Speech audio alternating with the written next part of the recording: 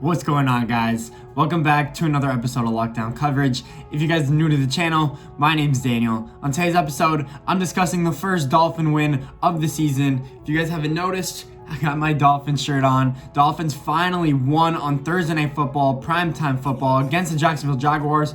On the road, big task for them. Any team that's going on the road on Thursday night on a short week and winning that week, dominating, especially big win for the Miami Dolphins. This is kind of going to be a post-game analysis. What did we do to actually deserve the win? The Dolphins defense showed up to play. The first 2 weeks, if you guys remember, we let up 31 to the Bills. We gave up 21 to New England, and it was in rough situations. It was in times where we needed stops to make it a game, and the defense just could not do it. They looked gassed. They looked like they couldn't stay on the field. What did we do different? We filled the A and B gaps up. We actually blitzed the passer. We brought a linebacker on every situation I could remember, really, especially on throwing situations. The Jaguars did run on us even in the beginning, but it's hard to come back in a situation when you're Jacksonville, when the Dolphins started off so quickly. Ryan Fitzpatrick led the first 2 drives of the game into touchdowns.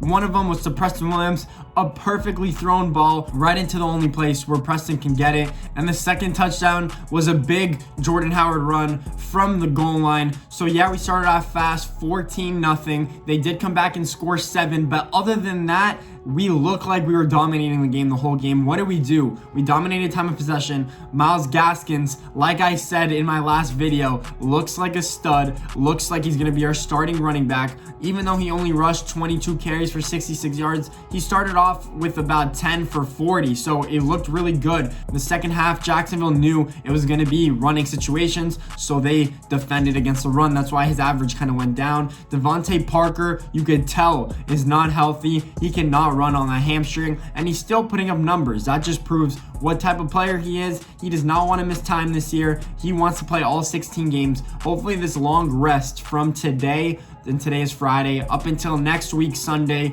he could recover and that hamstring could be better off as is when he does play next week against the Seattle Seahawks. That's going to be a really tough matchup. Ryan Fitzpatrick did not turn the ball over. Ryan Fitzpatrick ran the ball. He was the Ryan Fitzpatrick of last year when he led our team in rushing. He had 40 yards and a touchdown. He was taking big hits. He was giving big time blocks out. I was not surprised with the performance that Ryan Fitzpatrick had. He was hot to start. I think he was 12 of 12 going into halftime, maybe 1 incompletion. That is his career high. He's setting career highs at 37 years old. That just shows that Chan Gailey knows his repertoire and knows exactly what Ryan Fitzpatrick needs to do. Again, we were playing it safe in the second half, but that is because Jacksonville couldn't move the ball on our defense. Our defense did struggle in the first half, not getting much quarterback on Gardner Minshew, but we picked it up, especially in the fourth quarter. We had 4 sacks total, 10 quarterback hits.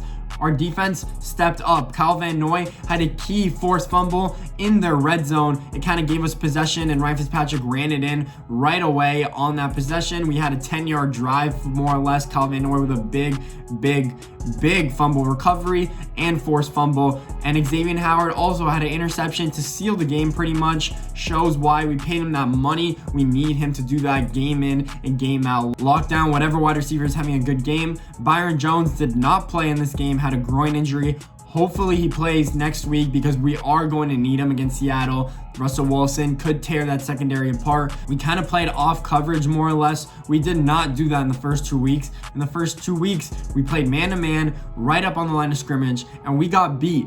Even with the corners we did have, Noah Benogany was off to a rough start his first 2 games, but he actually showed why we drafted him in the first round, in my opinion. I think he's going to be a stud nickel corner. I have high hopes for this team, high hopes for the secondary. Jerome Baker is out there running around, probably is a top 5 leader in tackles at this point in the season. We need Christian Wilkins to step up. Shaq Lawson did really good. Van Ginkel had a sack. He only played 20 snaps. I want him to play more to show what kind of production he could do on a full game basis. But as a team, we just dominated Jacksonville. We did what we needed to do. We stuck to the game plan. Throw the ball, run the ball, stay leveled. Don't go slinging the ball 45 times a game. Obviously, that's why we lose, because our defense is on the field so much. We go 3 and out, or we have a long touchdown drive. There's no in between for the most part, but the Dolphins came out with a successful victory. I think we could do the same, and we're playing at home against Seattle, but it's going to be really, really tough. Our defense needs to be A1. They need to be playing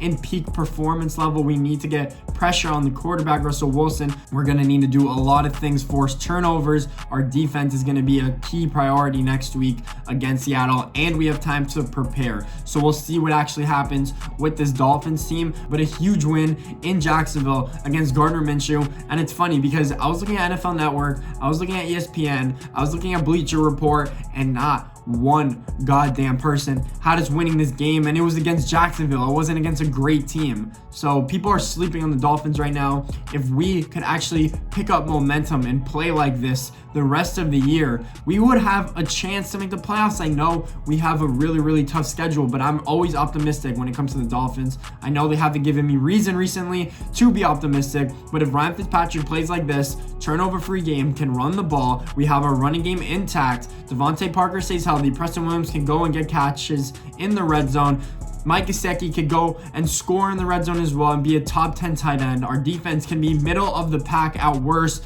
and force turnovers. Yes, that's a lot of things, but that is what we had going against Jacksonville. Get it going against every other team. I don't see why we can't do it. We don't have any team on the schedule that is unbeatable except maybe the Kansas City Chiefs. But other than that, I think the Dolphins should be very competitive this year. We'll see what actually happens next week. Great win again against Jacksonville, 1-2 record, long break. Let's see what we could do going into next week. Guys, if you like this video, please make sure to leave a thumbs up and subscribe to the channel. More Dolphin stuff coming. Thanks for watching. Appreciate you guys.